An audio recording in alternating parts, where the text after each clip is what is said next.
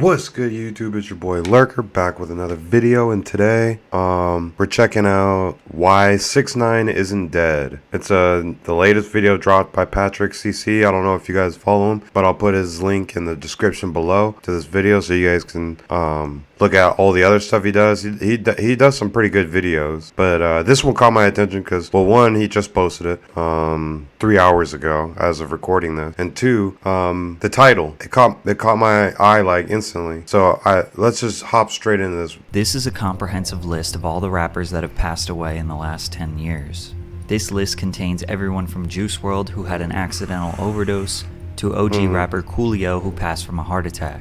However, when an artist gets taken out by someone else, it cuts a little deeper.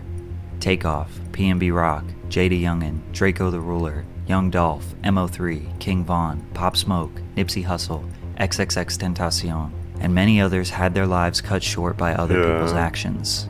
Although none of us would ever condone this type of activity, most people thought that Tekashi 6ix9ine would be added to this list.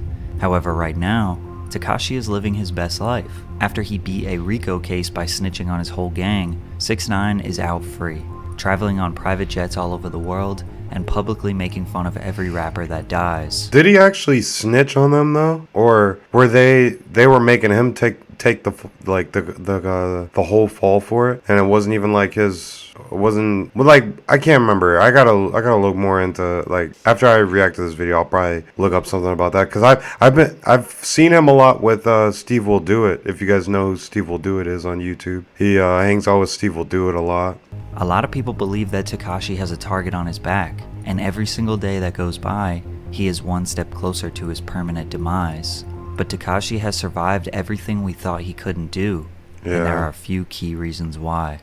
When 6ix9ine was released from jail in mid-2020, I don't really fuck with him like for that. a month. I don't listen Nobody to knew his if he music. was ever going to show his face again publicly. To their surprise, the release of his song Gooba proved that he had no intentions of going anywhere. And to take it one step further, in the music video he embraced the label of being a rat or a snitch, after cooperating with the federal government to indict 12 of his former Trey Blood gang members. Some of those men won't be getting out until 2030. The music video broke the YouTube record for the most views in the first 24 hours for a hip-hop song. Meek Mill tweeted that the song was trash and made fun of him for still claiming to be a gangster. Lil TJ said that he was the king of New York, and he doesn't like all that snitch rainbow hair shit going on in his city. Keep in mind that being labeled a snitch in hip-hop can potentially end someone's career, but a lot of 6ix9ine's fans empathized with him. He said his ex-gang members set him up, robbed him, assaulted the mother of his child, and even planned to kill him. Why would he remain loyal to the people that wouldn't do the same for him? Whereas his adversaries say that he shouldn't have gotten into this life if he wasn't ready to accept the consequences. All of those scenarios, or sending shots.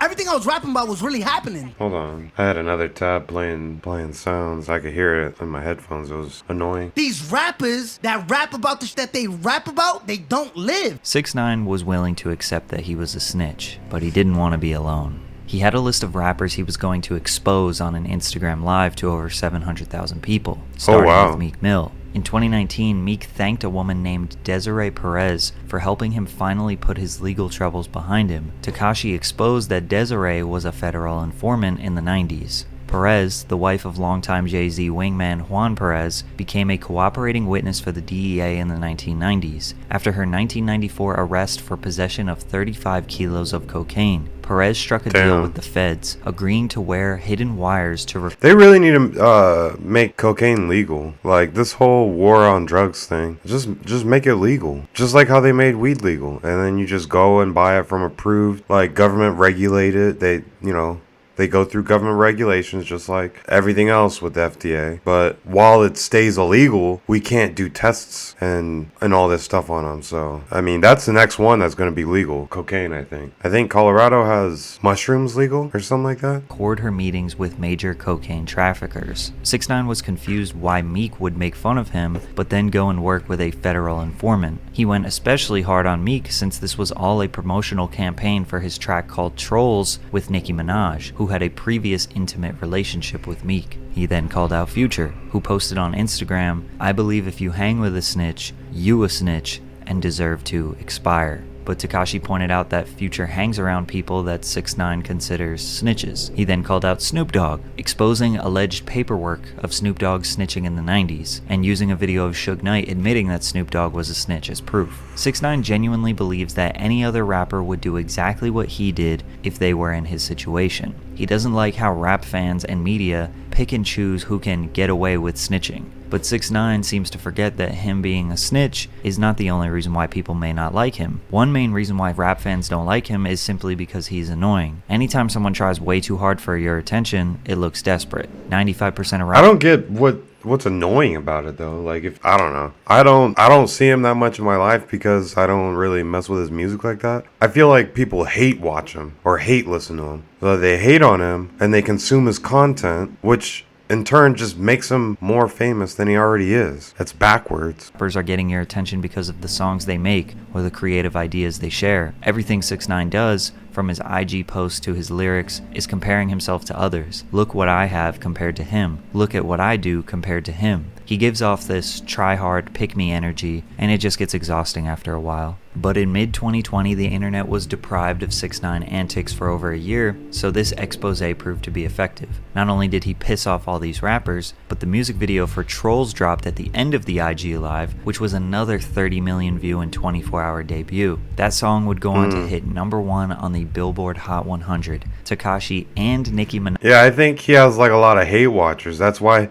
like, because if so many people hate him, how is his song going up to #1? Minaj's first #1 hit. If you hate somebody, wouldn't you not consume their content or pay for their music? Or even stream it? But he couldn't stop there because he had an album to promote. 6ix9ine's enemies swore he couldn't go outside. He was only safe inside of his house. So he went to the dangerous south side of Chicago to prove them wrong. Before he showed up, he posted a video mocking Chirac rapper Lil Reese. 6ix9ine recreated a viral video where Reese was allegedly caught off guard, jumped, and then defecated on himself. People swore he was going to get himself killed for this. But when 6ix9ine was in Chicago, you could see at least 3 huge security guards watching around the corner. He was also seen at the mall absolutely swarmed with security. 6ix9ine would obviously be an idiot to walk around without security, and anyone trying to do something to him in public while he was around security would be just as stupid, especially considering his work with the federal government. But regardless, 6ix9ine's views skyrocketed and his enemies were embarrassed. Unfortunately, his album flopped. Tattletales dropped in September of 2020 and was projected to sell 150,000 first week. But okay, so people aren't buying his music. They just streamed it, like, to make it #1 in a day. Probably because, like I said, hate watchers. Then went on to only do 50,000 first week. Rappers were clowning him in the comments. Trippie Redd famously laughed and mocked 6ix9ine for selling 50K.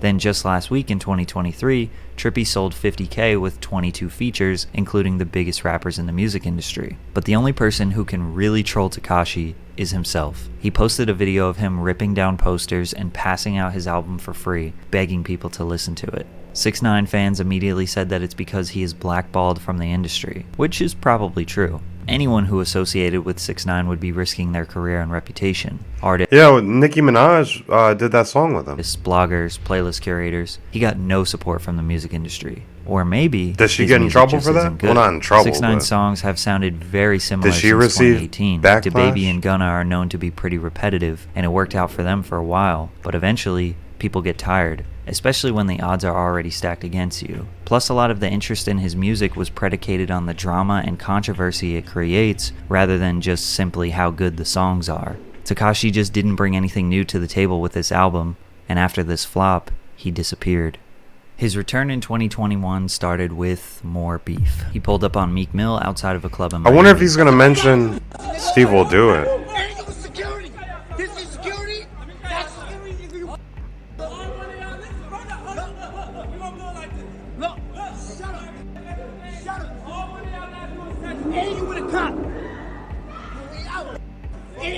What the hell is going on? Again, all 6ix9ine was doing here was trying to prove that Meek Mill also walks around with security and is not as gangster as he portrays himself to be. But 6ix9ine has nothing to lose because everyone already knows that he isn't gangster. Meek made himself look even worse when he claimed that he almost smoked 6ix9ine, when in the video he very clearly was not going to do anything. Instead, after 6ix9ine left, he started yelling at the security saying that they were trying to get him in trouble. What y'all trying to get me in trouble? Huh? Just like the Chicago incident, nobody blamed Meek for not doing anything. Him and 6ix9ine were around 15 bodyguards and cops. All Tekashi proved was that Meek is protecting himself and his freedom. He is being smart, but it still got people talking about 6ix9ine again and provided a short-term L for Meek. Then he took shots at the late rapper King Von by saying, Look how happy he is. Look at this dead nigga on his shirt. Look, I think King Von thirsty. Look, yo, drink that. I'm gonna pee on you, nigga. That nigga Von resting pissed, nigga. I don't got cat rat, nigga. He even DM'd King Von's sister a picture of Von's body after the autopsy. Fans were disgusted at this evil behavior. However, King Von, Lil Durk, and their fans would famously scream that they were smoking Tuka, and would constantly make fun of Tuka, who was a 15-year-old boy from Chicago who got shot at the bus stop. 6ix9ine was wondering why people would praise Von for the same behavior they hated 6ix9ine for. And he did have a point, people were agreeing with him, but it still seemed random for 6ix9ine to just attack the late King Von. He looked extremely desperate for attention, especially when you consider that all of this happened after he probably knew it would get conveniently surrounding the release. He probably knew it would gain traction, the controversy of his song Zaza. Then once he gets his attention, promotes his song, he has weird song names for a few months. Noticing a pattern here? However, in 2022, we saw a different side of 6ix9ine when he and Steve Will Do It started hanging out. They had been friends for a while now, but the only time fans saw 6ix9ine in 2022 was in Steve's vlogs. In those vlogs, he was Danny, meaning he didn't portray any character. He was kind, funny, and appreciated by Steve's audience. This was the first time we ever saw who 6ix9ine truly was. They were giving away money to underprivileged communities and doing philanthropic work.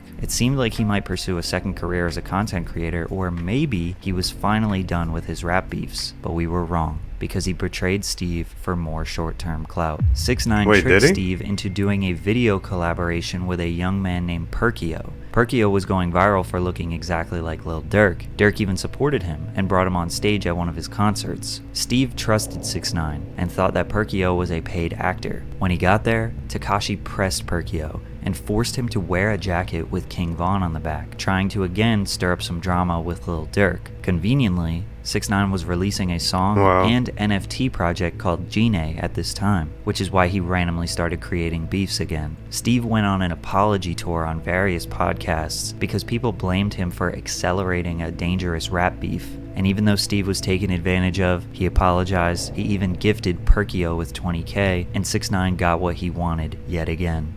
But something happened recently that has worked in Tekashi's favor. Currently, Young Thug and his label YSL are facing a major racketeering case, similar to the one that 6ix9ine and 9 Trey were facing just 3 years ago. YSL is basically facing every charge from armed robbery to murder. 26 members of the label were arrested in May of 2020. One of those members was Sergio Kitchens, aka Gunna, who is known as a close affiliate to Young Thug and top-ranking member of YSL. Gunna took a plea deal, which is essentially an admission of guilt, in order to get out of jail early. In open court, he said the following: YSL is a music label and a gang, and you have personal knowledge that members or associates of YSL have committed crimes in furtherance of the gang.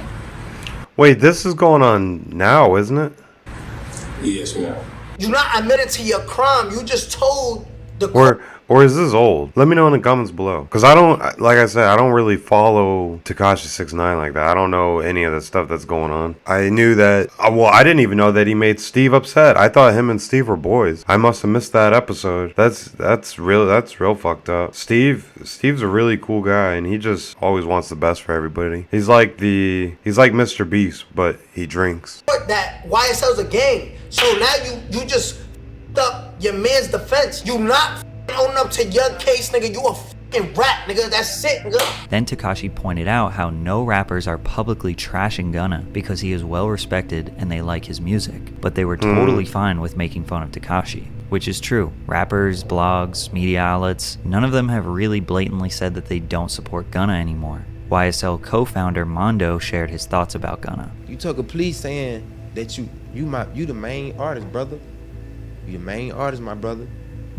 You capped down to my some, but you know this a game, and on top of that, you got caught with something and it wasn't yours. So who else was it? Who doing shit like that? Who doing that? Hey boy, you didn't have nothing. Your shit gonna get dropped, brother.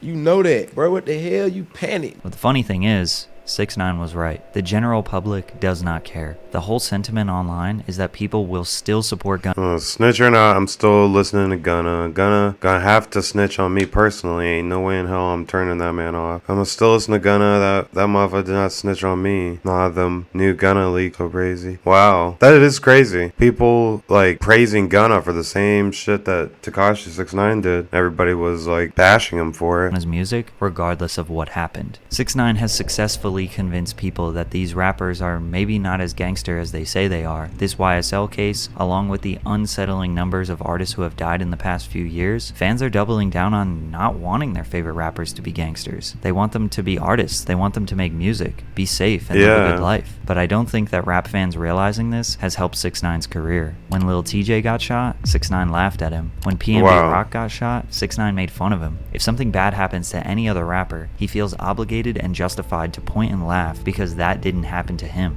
Why? Because he knows that people would do the same if he got shot. If 6ix9ine was taken out, nobody would be surprised. A lot of people wouldn't even have remorse considering how many people he has taunted. He is too far gone now. But when 21 Savage spoke about 6ix9ine, it made me realize why he isn't dead. Even if I seen him, I don't got no intention to do nothing to you. You just a rat. You go your way, I go my way. It don't mean to smoke. Just cause you call a nigga a rat, that don't mean you gotta kill him when you see him. That's just like saying any nigga you call a bitch, you gotta kill him. If you see a fan on the internet comment shit and you say, man, shut your little weird ass up. Oh, when I see you, I gotta do something to you. That ain't how that go. You could feel a type of way about a nigga and a nigga go their way and you go your way. A lot of the rappers that clowned on Tekashi don't necessarily I agree with what 21 Savage said. It made a lot of sense. Want him dead. Yeah, like, I mean, I'm sure there's probably a small select people out there that actually genuinely hate 6ix9ine, but I don't think anybody's ever gonna hurt him. I don't know, he's just like a fly. They just let him buzz around and he just shows up for his next controversial moment. Dang. Maybe they just don't like him. Maybe he was an easy target for some jokes. In most cases, it was Tekashi who escalated these beefs. And the more you think about it, it seems like 6ix9ine is the one who cares the most about what other people think. And all these other rappers are usually just minding their own business. But let's be honest, anyone who would attempt at 6ix9ine would never be able to beat the case. And is that guy really worth throwing your life away for? No. And 6ix9ine knows this. So he's gonna keep up his antics, and most likely, nobody's gonna do anything. Well, that was it. Well, yeah, that was an interesting video. I learned a lot. Did you guys learn anything? Drop down in the comments below. Do you still fuck with 6ix9ine or do you not fuck with him? What's your personal bias on 6ix9ine? Where do you land on the meter? But yeah, that's it for this video. I'm about to wrap it up. Getting 20 minutes. All right, peace, lurkers.